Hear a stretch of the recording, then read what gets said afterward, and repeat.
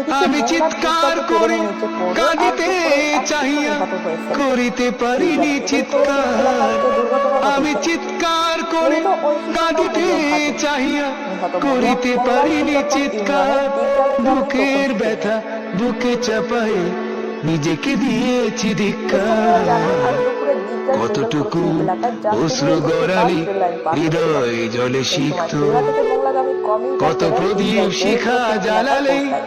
এ জীবন সময় মোংলা আলোয় থেকে উদ্দীপ্ত। ট্রেনেরও একটি যাত্রীবাহী বাস রেল কত লাইনের ওপর ব্যথা চলে আসলে বাস বুকে থেকে যাত্রীরা চাপালে দ্রুত নামার সময় তাকে বলি অনিয়ন্ত্রিত আমি হয়ে নিচে ধৈর্য। পড়ে শিশুটি আহত হলে বর্নি নির্মমতা হাসপাতালে নিয়ে কত আসলে দূর হলে চিকিৎসক মৃত জাতি ঘোষণা হবে করেন। নির্লজ্জ। বাসটি নিরাপদে রেল লাইন থেকে সরে যায়। তবে লেভেল ক্রসিং এলাকায় সিগন্যাল দেওয়ার ছিল না। এর প্রতিবাদে